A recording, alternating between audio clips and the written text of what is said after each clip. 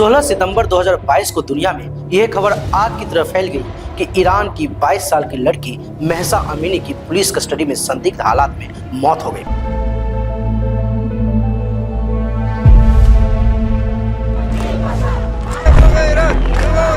Police custody में Iran की moral police ने मार मारकर महसा की पसलियां तक तोड़ दी, जिसका दिमाग फट गया और बाहर निकली उसकी मरी हुई लाश। महसा का कसूर बस इतना था कि उसने ईरान के सर्वोच्च नेता अयातुल्ला खमेनी के बनाए मानकों के मुताबिक हिजाब नहीं पहना था। हाल ही में एक बार फिर ईरान की राजधानी तेहरान की एक यूनिवर्सिटी कैंपस में एक लड़की ने अंडरवियर में घूमकर मौजूदा ड्रेस कोड के खिलाफ विरोध जताया। महसा की मौत के बाद हुए प्रदर्शन से लेकर इस लड़की के साथ खड़ी भीड़ के बीच एक नारा गूंज रहा था, जिसे जैन जिंदगी आजादी कहा जा रहा था, जिसका मतलब था महिलाएं, जिंदगी और आजादी। नमस्कार, आप देख रहे हैं BS24 न्यूज। मैं हूं आपके साथ विनोद कुमार।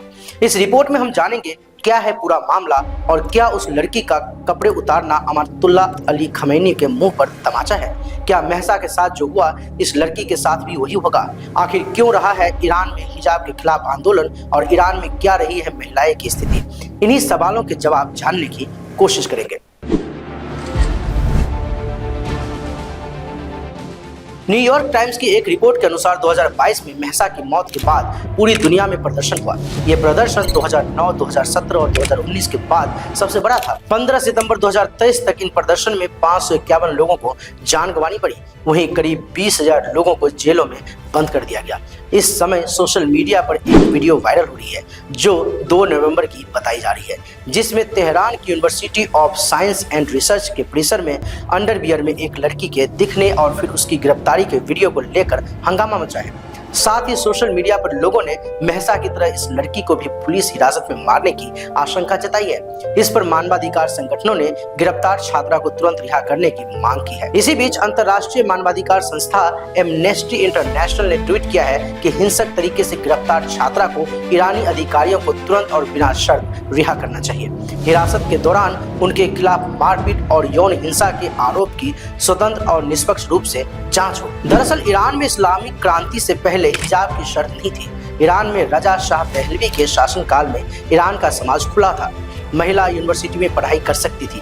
महिलाओं को सड़कों पर पश्चिमी शैली के कपड़े पहनने की आज़ादी थी। कहीं भी स्कर्ट, जींस या बूट में घूम फिर सकती थी। साल 1963 में महिलाओं को वोट देने का अधिकार मिला था। फारूक फारसा साल 1968 में शिक्षा मंत्री बनी, जो इस पद पर नियुक्त होने वाली पहली महिला थी। महनाज अफखानी ने को साल 1976 में महिला मामले की मंत्री नियुक्त किया गया था। क्रांति से पहले और बाद में कई महिलाओं को मंत्री या राजदूत नियुक्त किया गया था। अब जानते हैं इस्लामिक क्रांति के बाद महिलाओं की हालात कैसे बदतर हो गए। 1979 में सत्ता संभालने के तुरंत बाद ईरान के नए सर्वोच्च नेता अयातुल्ला रुहुल्लाह खुमैनी ने आदेश दिया कि सभी महिलाओं को हिजाब पहनना होगा। इसके विरोध में उसी साल 8 मार्च को अंतर्राष्ट्रीय महिला दिवस पर सभी क्षेत्रों की हजारों महिलाएं कानून के खिलाफ विरोध प्रदर्शन करने के लिए निकली। हिजाब के खिलाफ यह विरोध तब और बढ़ गया जब अयातुल्ला खुमैनी ने यह कहा कि महिलाएं मामूली इस्लामी कपड़ों में ही अच्छी लगती है। 1981 में हिजाब अनिवार्य कर दिया गया और सौंदर्य प्रसाधनों पर प्रतिबंध लगा दिया गया। यहाँ तक कि मोरल पुलिस सरेआम महिलाओं के होठों से रेजर ब्लेड से लिपस्टिक हटाने में जुट गई। बाद में महिलाओं के जज और वकील बनने पर रोक लगा दी गई। शासन ने गर्भ निरोधक पर पाबंदी लगा दी और लड़कियों की शादी की उम्र 15 वर्ष से घटाकर 9 वर्ष कर दी गई। खुमैनी के आने के बाद महिलाओं की भूमिका सीमित हो गई।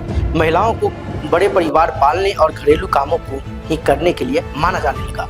महिलाओं को दाई का काम और शिक्षण तक ही सीमित कर दी गई।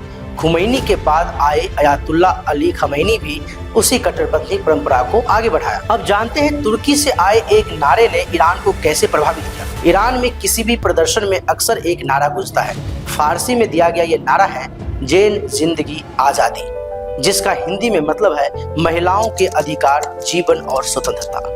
यह नारा 2006 में तुर्की में कुर्द स्वतंत्रता आंदोलन में महिलाओं के मार्च के दौरान लोकप्रिय हुआ था और यह कुर्द नेता अब्दुल्ला ओकालान के विचार से उपजा है, जिसमें उन्होंने कहा था कि कोई देश तब तक आजाद नहीं हो सकता जब तक महिलाएं आजाद ना हो। अब जानते हैं कैसे यह नारा इस वक्त पॉपुलर हो रहा है। कुर्द नारे की उत्पत्ति कुर्दिश से हुई।